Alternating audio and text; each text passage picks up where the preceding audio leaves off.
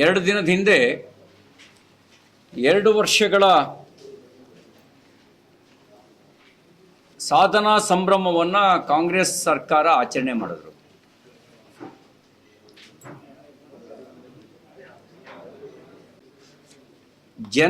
ಜನ ಸಂಕಷ್ಟದಲ್ಲಿದ್ದಾಗ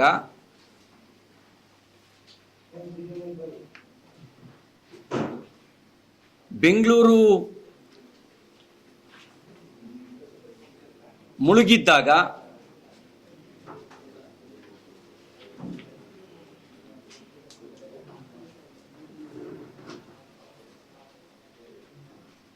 ವಿಜಯನಗರದಲ್ಲಿ ಕಾಂಗ್ರೆಸ್ಸಿಗರು ತೇಲ್ತಾ ಇದ್ರು. ನಾನು ಅವರಿಗೆ ತಮ್ಮ ಮೂಲಕ ಕೇಳಲಿಕ್ಕೆ ಬಯಸ್ತೇನೆ, ಯಾವುದು ಸಾಧನೆ? ಬೆಲೆ ಏರಿಕೆ ಸಾಧನೆನಾ? ಭ್ರಷ್ಟಾಚಾರ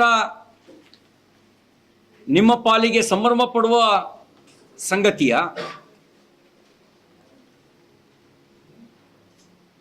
ಅತಿ ಹೆಚ್ಚು ರೈತರ ಆತ್ಮಹತ್ಯೆ, ಅತಿ ಹೆಚ್ಚು ಸರ್ಕಾರಿ ನೌಕರರ ಆತ್ಮಹತ್ಯೆ, ಗುತ್ತಿಗೆದಾರರ ಆತ್ಮಹತ್ಯೆ,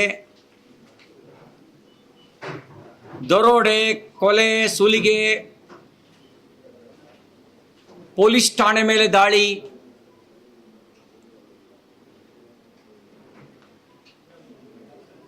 ಇವೆಲ್ಲ ಸಂಭ್ರಮ ಪಡುವ ಸಂಗತಿಗಳ?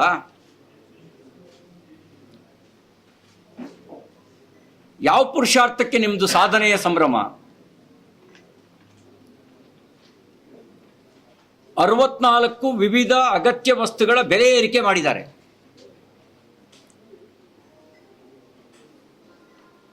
ಇದೆಲ್ಲ ಸಂಭ್ರಮ ಪಡುವ ಸಂಗತಿಯ?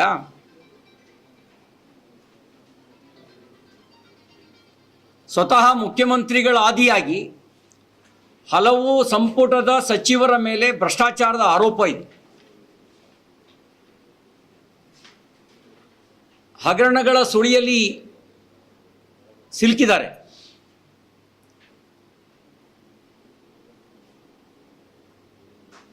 ಗುತ್ತಿಗೆದಾರರೇ ಆರೋಪ ಮಾಡಿದ್ದಾರೆ 60% ಸರ್ಕಾರ, ಇದು 60% ಸರ್ಕಾರ ಅಂಥೇಳಿ.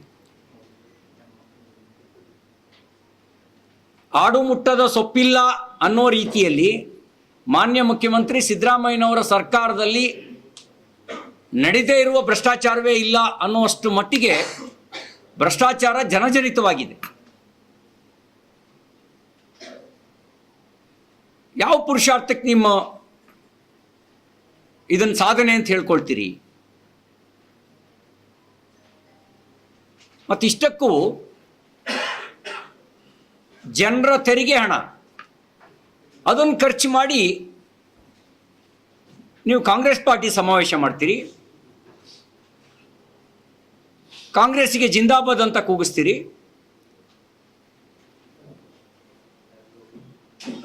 ಮುಖ್ಯ ಕಾರ್ಯದರ್ಶಿಗಳು ವೇದಿಕೆ ಮೇಲಿದ್ದಾರೆ, ಜಿಲ್ಲಾಧಿಕಾರಿ ವೇದಿಕೆ ಮೇಲಿದ್ದಾರೆ. ನಾನು ಮುಖ್ಯ ಕಾರ್ಯದರ್ಶಿಗಳಿಗೆ, ಜಿಲ್ಲಾಧಿಕಾರಿಗಳಿಗೆ ಕೇಳಲಿಕ್ಕೆ ಬಯಸ್ತೇನೆ, ಅದು ಕಾಂಗ್ರೆಸ್ ಪಾರ್ಟಿ ಸಮಾವೇಶನ, ಸರ್ಕಾರದ ಸಮಾವೇಶನ? ಸರ್ಕಾರದ ಸಮಾವೇಶ ಆದರೆ ಒಂದು ಪಕ್ಷಕ್ಕೆ ಹೇಗೆ ಜಿಂದಾಬಾದ್ ಅಂತ ಕೂಗಿಸ್ತೀರಿ ನೀವು? ಇನ್ನು ಕಾಂಗ್ರೆಸ್ ಪಾರ್ಟಿ ದುಡ್ಡು ಅದು? ಜನರ ತೆರಿಗೆ ಹಣ, ಯಾರ್ದೋ ದುಡ್ಡು, ಯಾವುದೋ ಜಾತ್ರೆ ಅನ್ನೋ ರೀತಿಯಲ್ಲಿ ಜನರ ತೆರಿಗೆ ಹಣದಲ್ಲಿ ನೀವು ಕಾಂಗ್ರೆಸ್ ಜಾತ್ರೆ ಮಾಡ್ತೀರಿ. ಒಂದು ದೃಷ್ಟಿಯಲ್ಲಿ 2 ವರ್ಷ ಅದೊಂದು ರೀತಿಯ ಕರಾಳ ದಿನ ಅಂಥೇಳಿ ಹೇಳಿದ್ರು ಕೂಡ ತಪ್ಪಾಗಲಾರದು. ನೋಡಿ, 736ಕ್ಕೂ ಹೆಚ್ಚು ಬಾಣಂತಿಯರು ಕರ್ನಾಟಕದಲ್ಲಿ ಸರ್ಕಾರಿ ಆಸ್ಪತ್ರೆಗಳಲ್ಲಿ ಸಾವಿಗೀಡಾಗಿದ್ದಾರೆ. 736.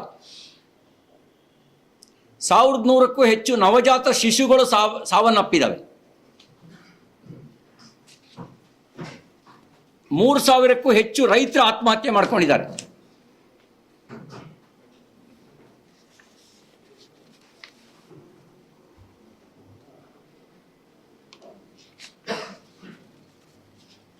ಸರ್ಕಾರಿ ನೌಕರರು, ಸಬ್ ಇನ್ಸ್ಪೆಕ್ಟ್ರು, ಸೂಪರ್ಡೆಂಟು, ಇವರು ಡೆತ್ ನೋಟ್ ಬರೆದಿಟ್ಟು ಆತ್ಮಹತ್ಯೆ ಮಾಡಿಕೊಂಡ್ರು.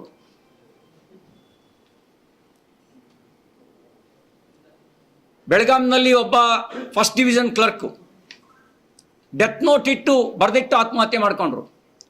ಡೆತ್ ನೋಟ್ ಬರೆದಿದ್ದು ವಿರೋಧ ಪಕ್ಷ ನಾಯಕರ ಹೆಸರಿನಲ್ಲ, ಕರ್ನಾಟಕದ ಸಂಪುಟ ದರ್ಜೆ ಸಚಿವರೊಬ್ಬರ ಹೆಸರನ್ನ ಬೆಳಗಾವಿಲಿ ಬರೆದಿಟ್ರೆ, ಇನ್ನೊಂದು ಕಡೆ ಯಾದಗಿರಿಯಲ್ಲಿ ಹಾಲಿ ಆಡಳಿತ ಪಕ್ಷದ ಶಾಸಕರ ಹೆಸರು ಬರೆದಿಟ್ಟು ಒಬ್ಬ ಸಬ್ ಇನ್ಸ್ಪೆಕ್ಟರ್ ಆತ್ಮಹತ್ಯೆ ಮಾಡಿಕೊಂಡ. ಇನ್ನೊಂದು ಕಡೆ ವಾಲ್ಮೀಕಿ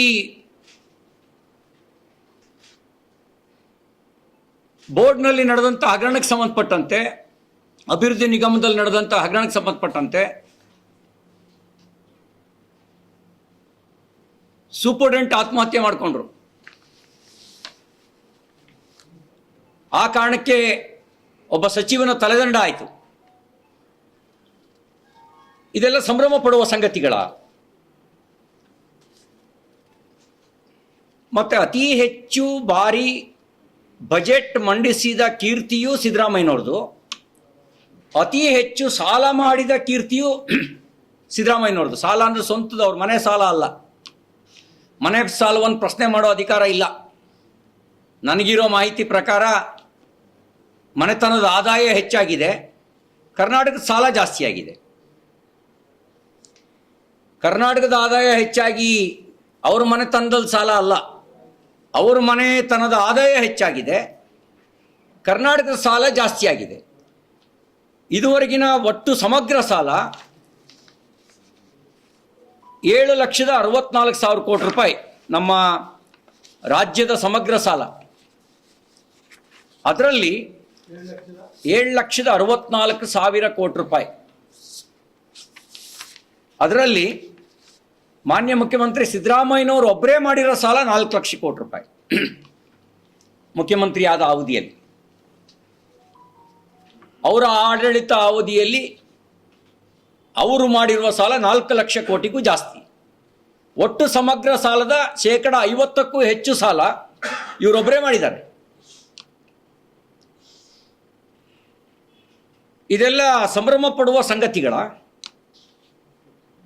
ಇದೇ ಸಾಧನೆನಾ?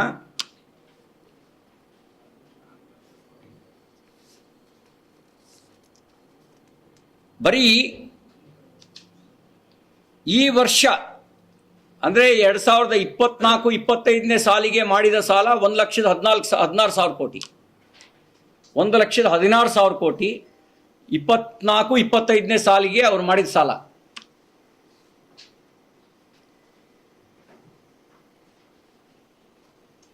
ಯಾವುದನ್ನು ನಾವು ಸಾಧನೆ ಅಂಥೇಳಿ ಪರಿಗಣಿಸಬೇಕು? ಪೆಟ್ರೋಲ್ ಮೇಲೆ 3 ರೂಪಾಯಿ 85 ಪೈಸೆ ಜಾಸ್ತಿ ಏರಿಸಿದರೆ, ಡೀಸೆಲ್ ಮೇಲೆ 5 ರೂಪಾಯಿ 85 ಪೈಸೆ ಏರಿಸಿದರು ಸೆಸ್ಸು.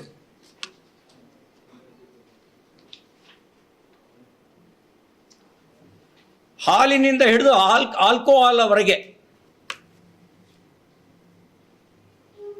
ಬೆಲೆ ಏರಿಕೆ ಮಾಡಿದ ಕೀರ್ತಿ ಇವ್ರದು.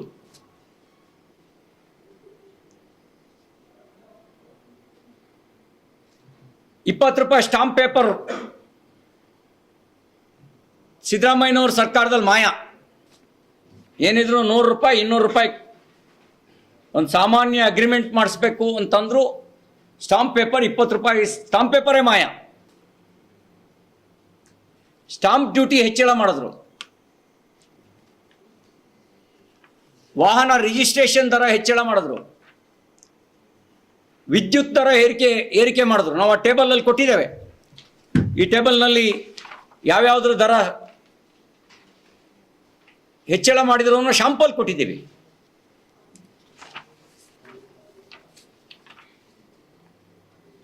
ಒಂದು ಯೂನಿಟ್ಗೆ ₹2.85 ಯೂನಿಟ್ ವಿದ್ಯುತ್ ದರವನ್ನು ಏರಿಕೆ ಮಾಡಿದ್ರು.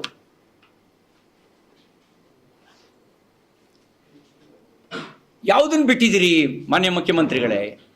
ಎಲ್ಲದರ ದರವನ್ನು ಏರಿಕೆ ಮಾಡಿದ್ದೀರಿ ನೀವು. ಅಂದರೆ ದರ ಏರಿಸಿದ್ದು ನಿಮ್ಮ ಸಾಧನೆನ ಹಾಕಬೇಕಿತ್ತು. ನೀವೇನು ಪಂಚ ಗ್ಯಾರಂಟಿ ಅಂತ ಹೇಳಿ ನೀವು ಭಾಷಣ ಮಾಡ್ತಿರಲ್ಲ, ನೀವು ಈ ಬೆಲೆ ಏರಿಕೆ ಮಾಡಿದ್ದನ್ನು ಪಟ್ಟಿ ಹಾಕಬೇಕಾಗಿತ್ತು. ನಾನು ಬಂದ ಮೇಲೆ ಇಂತಿಂಥ ದರವನ್ನು ಏರಿಕೆ ಮಾಡಿದ್ದೀನಿ ನೋಡಿ.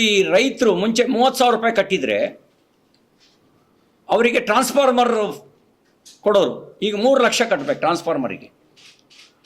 ಒಂದು ಕಂಬಕ್ಕೆ 15,000 ರೂಪಾಯಿ ಎಕ್ಸ್ಟ್ರಾ ಕಟ್ಟಬೇಕು. 10 ಕಂಬ ಅಂದರೆ 1.5 ಲಕ್ಷ, 20 ಕಂಬ ಅಂದರೆ 3 ಲಕ್ಷ, ಅದರ ಮೇಲೆ ಟ್ರಾನ್ಸ್ಫಾರ್ಮರಿಗೆ 3 ಲಕ್ಷ.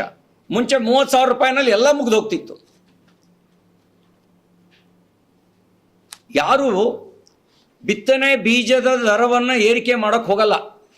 ಈ ಸರ್ಕಾರದಲ್ಲಿ ವಿವಿಧ ಬಿತ್ತನೆ ಬೀಜಗಳ ದರವನ್ನು 40% 60% ಏರಿಕೆ ಮಾಡಿದ್ದಾರೆ. ಇದೆಲ್ಲ ಸಂಭ್ರಮ ಪಡುವ ಸಂಗತಿನ?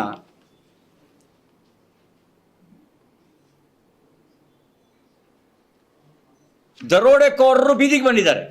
ಮಂಗಳೂರಿನಲ್ಲಿ ದರೋಡೆ, ಬೀದರ್ನಲ್ಲಿ ದರೋಡೆ, ಬೆಂಗಳೂರಿನಲ್ಲಿ ದರೋಡೆ. ಮತ್ತು ಈ ಸರ್ಕಾರ ಬಂದ ಮೇಲೆ ಕಮ್ಯುನಲ್ ಫೋರ್ಸ್ಗಳಿಗೆ ಅವರಿಗನ್ಸಿದೆ ನಮ್ಮ ಸರ್ಕಾರ ಅಂಥೇಳಿ. ಅದರ ಪರಿಣಾಮ ನಾಗಮಂಗಲದಲ್ಲಿ ಗಣಪತಿ ಮೆರವಣಿಗೆ ಮೇಲೆ ಪೆಟ್ರೋಲ್ ಬಾಂಬು ದಾಳಿ, ಉದಯಗಿರಿ ಪೊಲೀಸ್ ಠಾಣೆ ಮೇಲೆ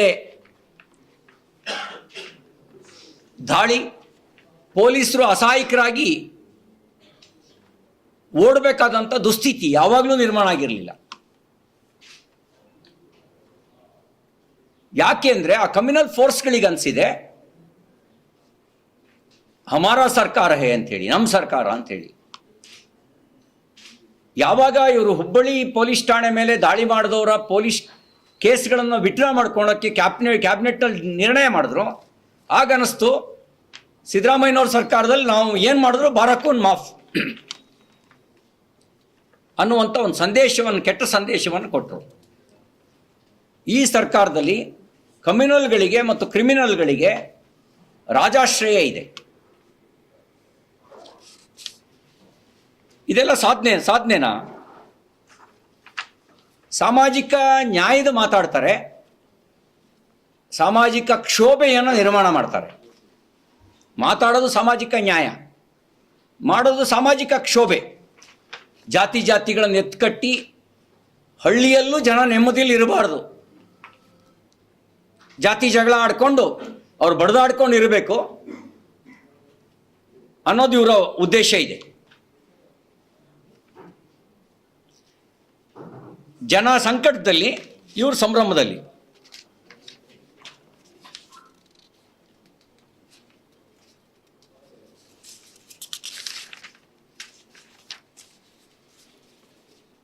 ಗುತ್ತಿಗೆದಾರರ ಬಿಲ್ ಪಾವತಿಗೆ ಇವ್ರ ಹತ್ರ ದುಡ್ಡಿಲ್ಲ, ರಸ್ತೆ ಗುಂಡಿ ಮುಚ್ಚೋದಕ್ಕೆ ದುಡ್ಡಿಲ್ಲ, ಸಾರಿಗೆ ನೌಕರರ ಸಂಬಳಕ್ಕೆ ದುಡ್ಡಿಲ್ಲ, ಆಂಬ್ಯುಲೆನ್ಸ್ ಚಾಲಕರ ಸಂಬಳಕ್ಕೆ ದುಡ್ಡಿಲ್ಲ, ಹಾಲು ಉತ್ಪಾದಕರ ಸಬ್ಸಿಡಿ ಕೊಟ್ಟಿಲ್ಲ, ಗ್ರಾಮ ಪಂಚಾಯಿತಿ ಕುಡಿಯೋ ನೀರಿನ ಬಿಲ್ ಕಟ್ಟೋದಕ್ಕೂ ಹಣ ಇಲ್ಲ.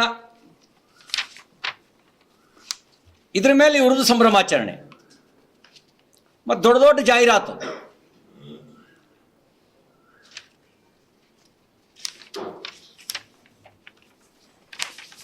ಇದು ಈ ಸರ್ಕಾರದ ಶಾಂಪಲ್. ಇದು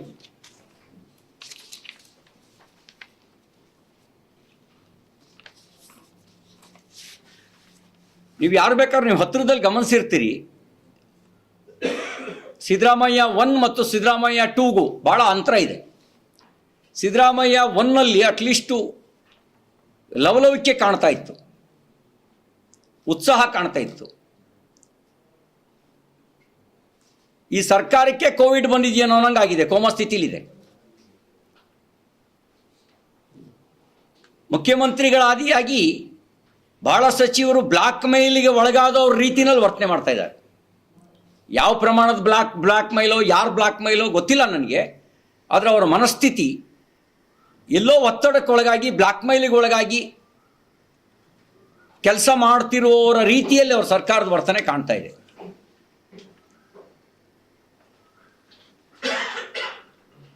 ದಿನ ಕಳೆಯೋದೇ ಸಾಧನೆ ಆಗಲ್ಲ, ಅವರಿಗೆ ದಿನ ಕಳೆಯೋದೇ ಸಾಧನೆ ಅನ್ನೋ ರೀತಿಯಲ್ಲಿ ತೋರಿಸ್ತಾ ಇದ್ದಾರೆ.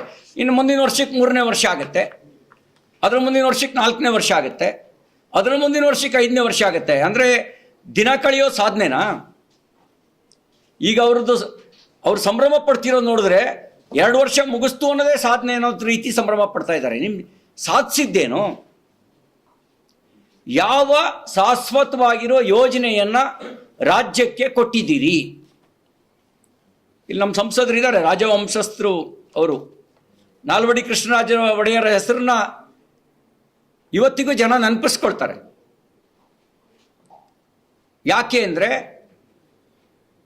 ಮೈಸೂರು ಯೂನಿವರ್ಸಿಟಿಯಿಂದ ಹಿಡಿದು, ಮೈಸೂರು ಬ್ಯಾಂಕಿನಿಂದ ಹಿಡಿದು, ಮೈಸೂರು ಸಕ್ಕರೆ ಕಾರ್ಖಾನೆಯಿಂದ ಹಿಡಿದು, ಮೈಸೂರು ಉಕ್ಕು ಕಾರ್ಖಾನೆಯಿಂದ ಹಿಡಿದು, ಮೊದಲ ಇಂಜಿನಿಯರಿಂಗ್ ಕಾಲೇಜಿಂದ ಹಿಡಿದು, ಹೀಗೆ ಕನ್ನಂಬಾಡಿ ಅಣೆಕಟ್ಟಿಯಿಂದ ಹಿಡಿದು 10 ಸಾಧನೆಗಳ ಗರಿ ಅವರ ಕಿರೀಟದಲ್ಲಿದೆ. ನಿಮ್ದು ಯಾವ ಸಾಧನೆ ಹೇಳಿ? 6 ವರ್ಷ ಮುಗಿಸ್ತೆ, 7 ವರ್ಷ ಮುಗಿಸ್ತೆ, 8 ವರ್ಷ ಮುಗಿಸ್ತೆ ಅನ್ನೋ ಸಾಧನೆನಾ? ಯಾವ್ದು ಸಾಧನೆ ಹೇಳಿ? ಶಾಶ್ವತವಾಗಿರೋ ಯಾವ ಯೋಜನೆಯನ್ನ ಮಾಡಿದಿರಿ? ಉದ್ಯೋಗ ಸೃಷ್ಟಿಸುವಂಥ ಯಾವ ಯೋಜನೆಯನ್ನ ಕೊಟ್ಟಿದ್ದೀರಿ? ಆರ್ಥಿಕವಾಗಿ ರಾಜ್ಯವನ್ನು ಬಲಗೊಳಿಸೋ ಕೆಲಸ ಮಾಡಿದ್ದೀರಾ? ಇಲ್ಲ. ನಿಮ್ಮ ಅಂಕಿಅಂಶ ಹೇಳ್ತಾ ಇದೆ 7,64,000 ಕೋಟಿ ರೂಪಾಯಿ ಸಾಲ.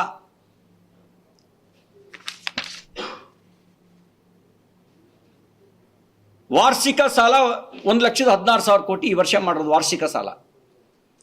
ಅಂದರೆ ಒಂದು ವರ್ಷದಲ್ಲಿ 1,16,000 ಕೋಟಿ ಸಾಲ. ಇದ್ಯಾವುದು ಸಾಧನೆ ಆಗತ್ತಾ? ಹಾಗಾಗಿ ಈ ಸರ್ಕಾರದ ವೈಫಲ್ಯಗಳ ವಿರುದ್ಧ ನಾವು ಜನರಿಗೆ ಸತ್ಯ ಸಂಗತಿ ತಿಳಿಬೇಕು ಅನ್ನೋ ಕಾರಣಕ್ಕೋಸ್ಕರ ಈ ಚಾರ್ಜ್ ಶೀಟ್ನ ಬಿಡುಗಡೆ ಮಾಡಿದ್ದೀವಿ. ಇದು ಶಾಂಪಲ್ ಮಾತ್ರ. ಈ ಚಾರ್ಜ್ ಶೀಟ್ನ ಜನರ ನಡುವೆನೂ ತಗೊಂಡು ಹೋಗ್ತೀವಿ. ವಿಧಾನಸಭೆ ಮತ್ತು ವಿಧಾನ ಪರಿಷತ್ತಿನ ಅಧಿವೇಶನದಲ್ಲೂ ಕೂಡ ಈ ಒಂದು ಚಾರ್ಜ್ ಶೀಟ್ನ ಕುರಿತಾಗಿ ನಾವು ಚರ್ಚಿಸ್ತೇವೆ.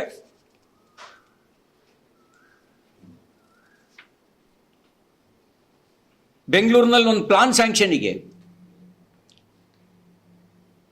ಅಡಿಗೆ 100 ರೂಪಾಯಿ ಲಂಚ ಕೊಡಬೇಕು. ಮೈಸೂರಿನಲ್ಲಿ ರೇಟ್ ಎಷ್ಟಿದೆಯೋ ಗೊತ್ತಿಲ್ಲ. ಬೆಂಗಳೂರಿನಲ್ಲಿ ಒಂದು ಚದರಡಿಗೆ 100 ರೂಪಾಯಿ ಲಂಚ ಕೊಡಬೇಕು. ಅದು ಸರ್ಕಾರದ ಬೊಕ್ಕಸಕ್ಕೆ ಹೋಗ್ತಾ ಇಲ್ಲ. ಸರ್ಕಾರದ ಬೊಕ್ಕಸಕ್ಕೆ ಹೋಗಿದ್ರೆ ಸಾಲ ಮಾಡೋ ದುಸ್ಥಿತಿ ಬರ್ತಿರ್ಲಿಲ್ಲ. ಮೈಸೂರಿನಲ್ಲಿ ಎಷ್ಟು ಕೊಡಬೇಕೋ ನಮ್ಗೆ ಗೊತ್ತಿಲ್ಲ. ಇದು ಈ ಸರ್ಕಾರದ ಸ್ಥಿತಿ. ಪಂಚ ಗ್ಯಾರಂಟಿ ಪಂಚರ್ ಆಗಿದೆ. ಒಬ್ಬರು ಮಂತ್ರಿ ಹೇಳ್ತಾರೆ, ಅದೇನು ತಿಂಗಳು ಸಂಬಳ ಏನ್ರಿ ಪ್ರತಿ ತಿಂಗಳು ಹಾಕೋದಕ್ಕೆ? ಗೃಹಲಕ್ಷ್ಮಿ ಪ್ರತಿ ತಿಂಗಳು ಹಾಕೋದಕ್ಕೆ ಏನು ತಿಂಗಳು ಸಂಬಳನ ಅಂತ ಕೇಳ್ತಾರೆ. ಇವ್ರು ತಿಂಗಳು ಮಾಮೂಲಿ ಕಡಿಮೆ ಆಗಬಾರ್ದು, ಆದರೆ ಬಡವರಿಗೆ ಹಾಕೋ 2,000 ರೂಪಾಯಿ ದುಡ್ಡಿಗೆ ಅದೇನು ಸಂಬಳನೋ ಅಂತ ಕೇಳ್ತಾರೆ. ಗೃಹಜ್ಯೋತಿ ಹೆಸರಿನಲ್ಲಿ ಅವ್ರು 5 ಯೂನಿಟ್ ಜಾಸ್ತಿ ಉಪಯೋಗಿಸಿದ್ರು ಡಬಲ್ ಬಿಲ್ ಕೊಡಬೇಕಾದ ಸ್ಥಿತಿ ಇದೆ. ಶಕ್ತಿ ಯೋಜನೆ ಗ್ರಾಮಾಂತರ ಪ್ರದೇಶಕ್ಕೆ ನಿಶಕ್ತಿ ತಂದುಬಿಟ್ಟಿದೆ. ಯಾಕೆಂದ್ರೆ ಬಸ್ ರೂಟೇ ಕ್ಯಾನ್ಸಲ್ ಮಾಡಿದ್ದಾರೆ. ಇರೋ ಬಸ್ಸಿಗೆ ದುಡ್ಡು ಕೊಟ್ಟು ಹೋಗೋವನಿಗೆ ಜಾಗನೇ ಇಲ್ಲ. ಒಂದು ರೀತಿ ನಿಶಕ್ತಿ ಯೋಜನೆ ಆಗಿದೆ ಗೃಹಜ್ಯೋತಿ. ಬಸ್ ಮಾರ್ಗಗಳೇ ರದ್ದಾಗಿರೋದ್ರಿಂದ ಶಾಲಾ ಮಕ್ಕಳಿಗೆ ಮತ್ತು ಪುರುಷ ಪ್ರಯಾಣಿಕರಿಗೆ ಅವರಿಗೆ ದುಡ್ಡು ಕೊಟ್ಟರು ಬಸ್ಸು ಇಲ್ಲ, ಸೀಟು ಇಲ್ಲ. ಇನ್ನು ಕಸದ ಮೇಲೂ ತೆರಿಗೆ ಹಾಕಿ, ನೀರಿನ ಮೇಲೂ ತೆರಿಗೆ ಹಾಕಿ, ಈ ಥರ ತೆರಿಗೆ ಹಾಕುವಂಥ ಕೆಲಸನ ಯಾರೂ ಮಾಡಿಲ್ಲ. ಬಸ್ ದರ, ಮೆಟ್ರೋ ದರ, ಪಾರ್ಕಿಂಗ್ ಶುಲ್ಕ, ಮೀಟರ್ ತಪಾಸಣೆ ಶುಲ್ಕ, ಈ ಎಲ್ಲವನ್ನೂ ಏರಿಸುವಂಥ ಕೆಲಸ ಮಾಡಿದ್ದಾರೆ.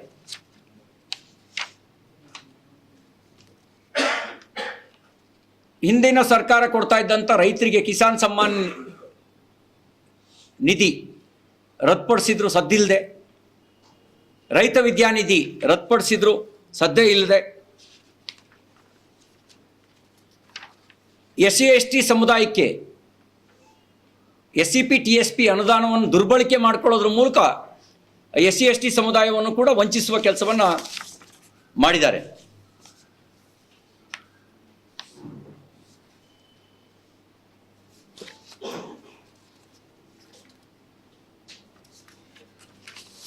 ಇದು ಈ ಸರ್ಕಾರದ ಶಾಂಪಲ್ಲು.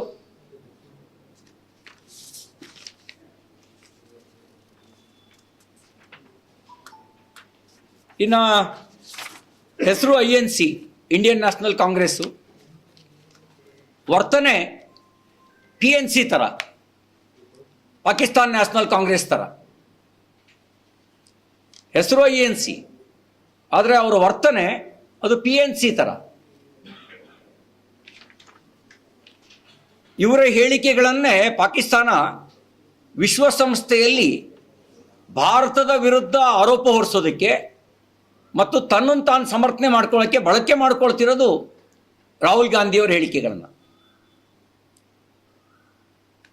ಮೊನ್ನೆ ಮಲ್ಲಿಕಾರ್ಜುನ್ ಖರ್ಗೆ ಅವರು ಮೊನ್ನೆ ಸಮಾವೇಶದಲ್ಲಿ ಮಾತಾಡಬೇಕಾದ್ರೆ ನಮ್ಮ ಪಾಕಿಸ್ತಾನ ಪ್ರೇಮ ಉಕ್ಕಿ ಹರಿತಿತ್ತು. ಅವ್ರು ಹೇಳ್ತಾ ಇದ್ದ ಮಾತು ನಮ್ಮ ಪಾಕಿಸ್ತಾನ.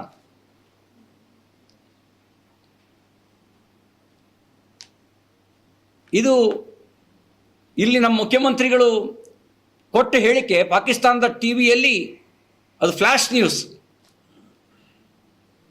ಕರ್ನಾಟಕಕ್ಕೆ ವಜೀರೆ ಆಲಂ,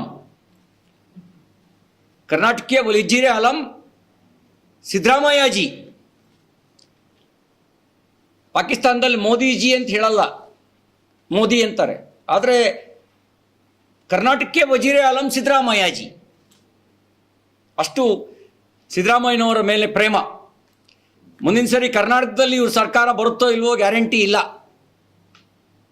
ಆದರೆ ಪಾಕಿಸ್ತಾನದಲ್ಲಿ ಮೋಸ್ಟ್ ಪಾಪ್ಯುಲರ್. ಇದು ಇವ್ರ ವರ್ತನೆ. ಅದಕ್ಕೆ ನಾನು ಹೇಳಿದ್ದು ಇವ್ರ ವರ್ತನೆ INC ಥರ ಇಲ್ಲ, ಅದು PNC ಥರ ಇವ್ರ ವರ್ತನೆ ಇದೆ.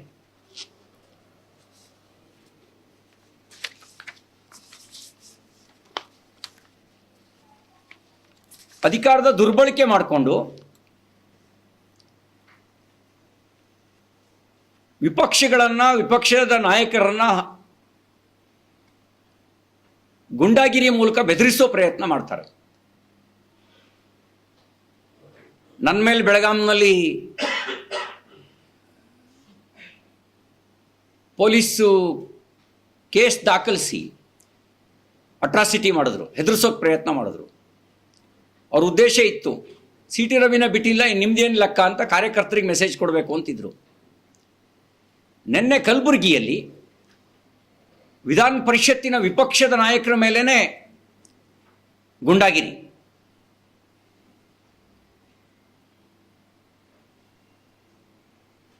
ಸ್ವಾಭಾವಿಕವಾಗಿ ನನಗೆ ಗೊತ್ತಿರೋ ರೀತಿಯಲ್ಲಿ ಆಡು ಭಾಷೆಯಲ್ಲಿ ಬಳಕೆಯಲ್ಲಿರೋ ಮಾತು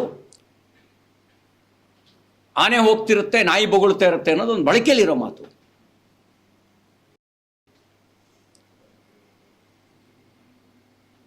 ಆಕಾಶಕ್ಕೆ ಉಗಿದ್ರೆ ಆಕಾಶಕ್ಕೆ ತಾಗುತ್ತಾ, ಉಗಿದವನ್ ಮುಖಕ್ಕೆ ಬೀಳುತ್ತೆ ಅನ್ನೋದು ಬಳಕೆಯಲ್ಲಿರೋ ಮಾತು.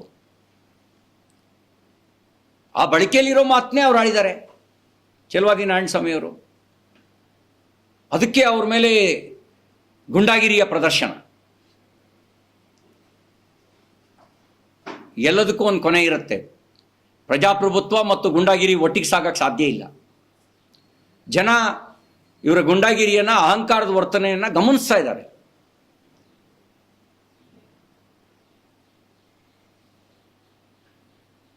ತುರ್ತು ಪರಿಸ್ಥಿತಿಗೆ ಜನ ಉತ್ತರ ಕೊಟ್ಟರು. ಪ್ರಜಾಪ್ರಭುತ್ವ ವ್ಯವಸ್ಥೆ ಈ ಗುಂಡಾಗಳಿಗೂ ಕೂಡ ಜನ ಉತ್ತರ ಕೊಡ್ತಾರೆ, ಗುಂಡಾ ವರ್ತನೆಗೂ ಕೂಡ ಉತ್ತರ ಕೊಡ್ತಾರೆ.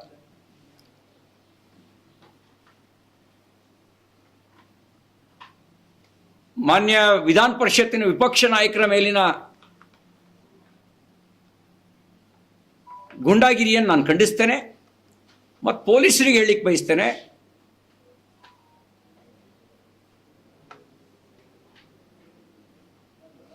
ನೀವು ಆಡಳಿತ ಪಕ್ಷದ ಕೈಗೊಂಬೆಗಳಾಗಬಾರದು.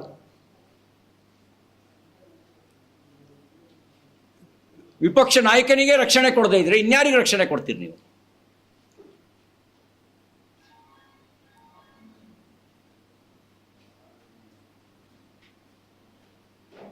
ರಿಪಬ್ಲಿಕ್ ಕಲಬುರಗಿ ಬಹಳ ದಿನ ನಡೆಯಲ್ಲ.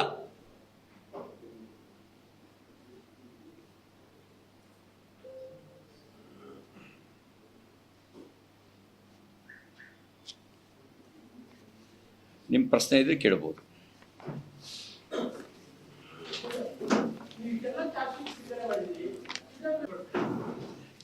ನೋಡಿ, ಈ ಸುಳ್ಳು, ಆ ಸುಳ್ಳಿಗೆ ಏನಾದರೂ ಗಿನ್ನಿಸ್ ದಾಖಲೆ, ಆ ಸುಳ್ಳು ಹೇಳೋದ್ರೊಳಗೆ ಏನಾದರೂ ಚಾಂಪಿಯನ್ ಅಂತ ಏನಾದ್ರು ಶಿಪ್ ಇಟ್ಟರೆ ಅದು ಸಿದ್ದರಾಮಯ್ಯನವ್ರಿಗೆ ಬಿಟ್ಟರೆ ಬೇರೆ ಯಾರಿಗೂ ಸಿಗಲ್ಲ. ಯಾಕೆ ಅಂದರೆ, ನಾನು ವಿಧಾನಸಭೆಯಲ್ಲಿ ಪ್ರಶ್ನೆ ಮಾಡಿದೆ. 2004ರಿಂದ 2014ವರೆಗೆ 10 ವರ್ಷ ಕಾಂಗ್ರೆಸ್ ಆಡಳಿತದಲ್ಲಿದ್ದಾಗ ಕಾಂಗ್ರೆಸ್ ಕೊಡ್ತಾ ಇದ್ದಿದ್ದು 10 ವರ್ಷದಲ್ಲಿ ಕೊಟ್ಟ ಹಣ ಎಷ್ಟು ಕರ್ನಾಟಕಕ್ಕೆ? 2014ರಿಂದ 24ವರೆಗೆ ಮೋದಿ ಸರ್ಕಾರ ಕೊಟ್ಟರೋ ಹಣ ಎಷ್ಟು ಟೇಬಲ್ ಮಾಡಿ ಅಂತ ಹೇಳಿ. ಮಾಡಲಿಲ್ಲ. ಬುದ್ಧಿವಂತರು. ಯಾಕೆಂದ್ರೆ ಅಲ್ಲಿ ಮಾಡಿದ್ರೆ ಸಿಗಾಕೊಳ್ತಾರೆ. ನಾನಿಲ್ಲಿ ಇದೇ ಮೈಸೂರಿನಲ್ಲಿ ರಿಲೀಸ್ ಮಾಡಿದ್ದೆ. ಮೋದಿ ಸರ್ಕಾರ ಮತ್ತು ಕಾಂಗ್ರೆಸ್ ಸರ್ಕಾರದ 4 ಪಟ್ಟು ಹಣವನ್ನು ಕರ್ನಾಟಕಕ್ಕೆ ಕೊಟ್ಟಿದೆ ಅಂತೇಳಿ, ಅಂಕಿಅಂಶ ಸಮೇತ. ಅದು ನಿರಾಕರಿಸಿಲ್ಲ ಇವತ್ತಿನವರೆಗೂ. ಸುಳ್ಳು ಹೇಳೋದು ಅವ್ರ ಜಾಯಮಾನ. ಮುಂಚೆ ಪ್ರತಿಶತ ತೆರಿಗೆಯ 32% ಮಾತ್ರ ಕೊಡ್ತಾ ಇತ್ತು, ಈಗ 42% ಕೊಡ್ತಾ ಇದ್ದಾರೆ ಕೇಂದ್ರ ಸರ್ಕಾರ. ತೆರಿಗೆ ಸಂಗ್ರಹದ 42%. ಉಳಿದಿದ್ದ ಅನುದಾನ ಎಲ್ಲಿಗೆ ಹೋಗುತ್ತೆ? ಉಳಿದ ಅನುದಾನ ವಿವಿಧ ಯೋಜನೆಗಳಿಗೆ ಹಂಚಿಕೆ ಆಗತ್ತೆ. ಆ ಯೋಜನೆ ಹಣನೂ ಇಲ್ಲಿಗೆ ಬರುತ್ತೆ.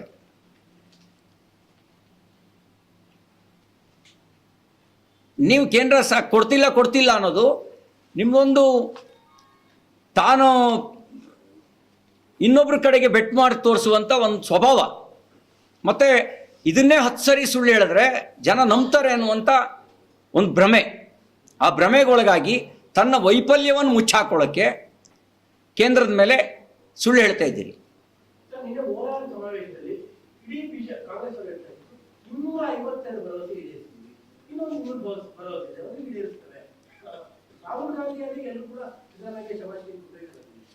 ಬೆಲೆ ಏರಿಕೆ ಅವರ ಭರವಸೆ ಆಗಿತ್ತಾ? ಬೆಲೆ ಏರಿಕೆ ಅನುಭವ ವೈದ್ಯ ಅಲ್ವಾ? ತಮ್ಮೆಲ್ಲರ ಅನುಭವಕ್ಕೆ ಬಂದಿರೋ ಸಂಗತಿ ಅಲ್ವಾ ಬೆಲೆ ಏರಿಸಿರೋದು? ಅವ್ರ ಭರವಸೆ ಆಗಿತ್ತಾ? ಭ್ರಷ್ಟಾಚಾರ ಅವ್ರ ಪ್ರಣಾಳಿಕೆಯಲ್ಲಿ ಇತ್ತಾ? ಭ್ರಷ್ಟಾಚಾರ ಮಾಡ್ತೀವಿ ಅಂತ ಪ್ರಣಾಳಿಕೆಯಲ್ಲಿ ಹೇಳ್ಕೊಂಡಿದ್ರಾ?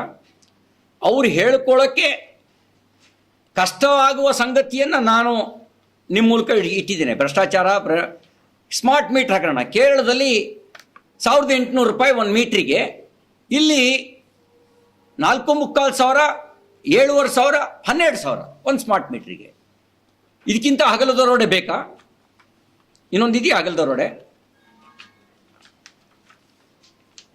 ಇದೆಲ್ಲ ಅವ್ರ ಸಾಧನೆನಾ? ರಾಹುಲ್ ಗಾಂಧಿಗೇನು ತಿಂಗಳು ಬರುವಂಥ ATM ಚಾಲನೆಯಲ್ಲಿದೆ, ಪ್ರತಿ ತಿಂಗಳು ಬರುತ್ತೆ. ಸಿದ್ದರಾಮಯ್ಯ ಜಿ ಅಂದ ತಕ್ಷಣ ಹಾಜಿ ಅಂತಾರೆ. DK ಸಾಬ್ ಅಂತಿದ್ದಂಗೆ ಬೇಚ್ತಾವು ಸಾರ್ ಅಂತಾನೆ. ಇನ್ನೇನಾಗಬೇಕು? ಕರ್ನಾಟಕ ATM ಅಲ್ಲ, ಅವರಿರೋದು 3 ರಾಜ್ಯಗಳಲ್ಲಿ ಅಧಿಕಾರದಲ್ಲಿದ್ದಾರೆ. ತೆಲಂಗಾಣ ಮುಖ್ಯಮಂತ್ರಿನೇ ಹೇಳಿಬಿಟ್ಟಿದ್ದಾರೆ ಅಸಹಾಯಕ ಪರಿಸ್ಥಿತಿಯನ್ನು. ಅವರ ಇಷ್ಟಾನಿಷ್ಟಗಳನ್ನೆಲ್ಲ ಈಡೇರಿಸುವ ಏಕೈಕ ಭರವಸೆ ಕರ್ನಾಟಕದಲ್ಲಿ ಇರೋದ್ರಿಂದ ಅವ್ರು ಹೊಗಳಲೇಬೇಕು. ಸಿದ್ದರಾಮಯ್ಯನವ್ರು ಕುರ್ಚಿ ಉಳಿಸ್ಕೊಳ್ಳೋಕೆ ಕೊಡಬೇಕು, DK ಕುರ್ಚಿ ಗಳಿಸ್ಕೊಳ್ಳೋಕೆ ಕೊಡಬೇಕು.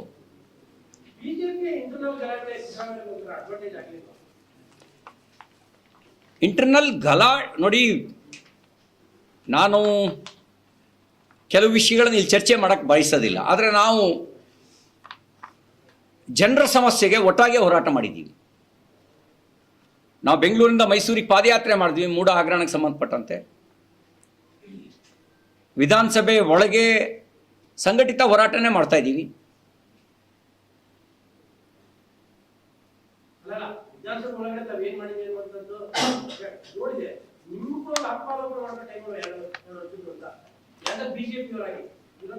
ನಾವು ಯಾವುದೇ ಸಾರ್ವಜನಿಕ ಸಮಸ್ಯೆಗಳಿಗೆ ಬೆನ್ನು ತೋರಿಸಿಲ್ಲ.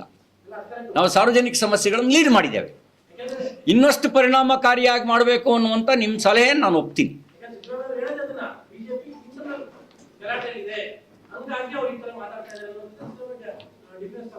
ಅಲ್ಲ, ನನಗೇನಂತಂದ್ರೆ ಇದನ್ನು ಅವ್ರು ಅವಕಾಶ ಅಂತ ಭಾವಿಸ್ಕೊಂಡಿದ್ದಾರಾ? ಉದಯಗಿರಿ ಪೊಲೀಸ್ ಠಾಣೆ ಮೇಲೆ ದಾಳಿ ಅವ್ರ ಆಡಳಿತ ವೈಫಲ್ಯ ಅಲ್ವಾ? ಮೂಡ ಹಗರಣ ಅವ್ರಿಗೆ ಕಪ್ಪು ಚುಕ್ಕೆ ಅಲ್ವಾ? ವಾಲ್ಮೀಕಿ ಹಗರಣ ಆ ಸರ್ಕಾರ ಕಳಂಕ ಅಲ್ವಾ? ಸ್ಮಾರ್ಟ್ ಮೀಟರ್ ಹಗರಣ ಇವರು ಚಾರ್ಲ್ಸ್ ಸೋಬರಾಜನ್ನ ಮೀರಿಸುವ ರೀತಿಯ ವರ್ತನೆ ಅಲ್ವಾ? ಅಡಿಗೆ 100 ರೂಪಾಯಿ ತಗೊಳ್ಳೋದು ಬೆಕ್ಕು ಕಣ್ಣು ಮುಚ್ಕೊಂಡು ಹಾಲು ಕುಡಿದ್ರೆ ಜಗತ್ ನೋಡಲ್ಲ ಅಂತ ಭಾವಿಸಿದಂತೆ ಅಂತ ಅನ್ಕೊಂಡಿದ್ದಾರಾ? ಅಬ್ಕಾರಿ ಇಲಾಖೆಯಲ್ಲಿ ವಾರ್ಷಿಕ 500 ಕೋಟಿ ರೂಪಾಯಿ, ವಾರ್ಷಿಕ 500 ಕೋಟಿ ರೂಪಾಯಿ ಸಂಗ್ರಹ ಅನ್ನುವಂಥ ಆಡಿಯೋ ಅವರ ಮಂತ್ರಿ ಮಗನೇ ಮಾತಾಡಿದ ಆಡಿಯೋ. ಇದು ನಾಚಿಕೆಯಿಂದ ತಲೆ ತಗ್ಗಿಸೋ ಸಂಗತಿ ಅಲ್ವ ಅವರಿಗೆ? 40% ಆರೋಪ ನಮ್ಮ ಮೇಲೆ ಮಾಡಿದವ್ರ ಮೇಲೆ 60% ಆರೋಪ ಬಂದಿದೆ ಅಂತ ಅಂದಾಗ ಯಾವ ಮುಖ ಇಟ್ಕೊಂಡು ಜನರ ಹತ್ರ ಹೋಗ್ತಾರೆ ಇವರು? ಜನರಿಗೆ ಮುಖ ತೋರಿಸ್ತಾರೆ, ಯಾವ ಮುಖ ಇಟ್ಕೊಂಡು ಭಾಷಣ ಮಾಡ್ತಾರೆ? ಅದಕ್ಕೆ ನಾನು ಹೇಳಿದೆ, ಆತ್ಮವಿಶ್ವಾಸವನ್ನು ಕಳ್ಕೊಂಡಿದ್ದಾರೆ ಸಿದ್ದರಾಮಯ್ಯನವರು. ಈಗೇನಿದ್ರು ಎಕ್ಸ್ಪೈರಿ ಡೇಟ್ ಮುಗಿತಾ ಬರ್ತಾ ಇದೆಯಲ್ಲ, ಆ ಎಕ್ಸ್ಪೈರಿ ಡೇಟ್ ಮುಗಿತಾ ಬರ್ತಾ ಇದೆಯಲ್ಲ ಅನ್ನೋದಕ್ಕೆ ಎಷ್ಟು ಬೇಗ ಆಗುತ್ತೆ ಅಷ್ಟು, ಎಷ್ಟು ಸಾಧ್ಯ ಆಗುತ್ತೆ ಅಷ್ಟು ಟಾರ್ಗೆಟ್ ರೀಚ್ ಆಗೋಣ ಅಂತ, ಪರ್ಸನಲ್ ಟಾರ್ಗೆಟು. ಅದಕ್ಕೆ ಹಿಂದಿನ ಅವಧಿಯಲ್ಲಿ ಅಂಗಡಿ ಬಾಗಿಲನ್ನ ಎಲ್ಲರೂ ತಿಕ್ಕೊಂಡಿದ್ರು ಅಂತ ಆರೋಪ ಇರಲಿಲ್ಲ. ಈಗ ಮನಮಂದಿ ಎಲ್ಲ ಅಂಗಡಿ ಬಾಗಿಲು ತಿಕ್ಕೊಂಡು ಕೂತಿದ್ದಾರೆ, ಏಜೆಂಟ್ರು ಉಟ್ಕೊಂಡಿದ್ದಾರೆ.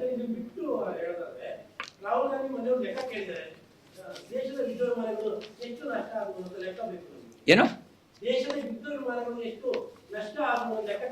ಅಲ್ಲಿ ಅದೇ ಹೇಳಿದೆ, ಇಂಥ ವಿಷಯಗಳನ್ನು ಬಳಸ್ಕೊಂಡೆ ಪಾಕಿಸ್ತಾನ ಹತಾಶೆಯಲ್ಲೂ ರಾಹುಲ್ ಗಾಂಧಿಯವರ ಕಡೆಗೆ ಆಶಾ ದೃಷ್ಟಿಯಿಂದ ನೋಡ್ತಾ ಇದೆ. ಅವರಿಗೆ ಹತಾಶೆ ಅವ್ರ ನಾಯಕರುಗಳ ಬಗ್ಗೆ. ಆ ದೇಶದ ನವಾಜ್ ಶರೀಫ್ ಬಗ್ಗೆ ವಿಶ್ವಾಸ ಇಲ್ಲ. ಎಂತ ಈಗಿನೊಬ್ಬ ಶರೀಫು ಶಹಬಾಜ್ ಶರೀಫ್ ಬಗ್ಗೆ ವಿಶ್ವಾಸ ಇಲ್ಲ, ಇಮ್ರಾನ್ ಖಾನ್ ಬಗ್ಗೆ ವಿಶ್ವಾಸ ಇಲ್ಲ. ಅವ್ರ ಭರವಸೆ ಏನಿದ್ರು ರಾಹುಲ್ ಗಾಂಧಿ ಮೇಲೆ ಅವ್ರ ಭರವಸೆ. ಯಾಕೆಂದ್ರೆ ಅವರು ನೋಡ್ತಾ ಇರೋದೇ ಭಾರತದ ಅಲ್ಲಿರುವ ಕಾಂಗ್ರೆಸ್ನ ಬಗ್ಗೆ.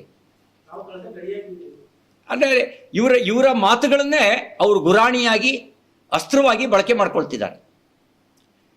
ರಾಹುಲ್ ಗಾಂಧಿ ಯಾವ ಸಂದರ್ಭದಲ್ಲಿ ಎಲ್ಲಿ ಯಾವುದನ್ನು ಕೇಳಬೇಕು ಅನ್ನುವಂಥ ಪರಿಜ್ಞಾನ ಇದ್ದಿದ್ರೆ ಕಾಂಗ್ರೆಸ್ಸಿಗೆ ಇಷ್ಟು ದುಸ್ಥಿತಿ ಬರ್ತಿರಲಿಲ್ಲ.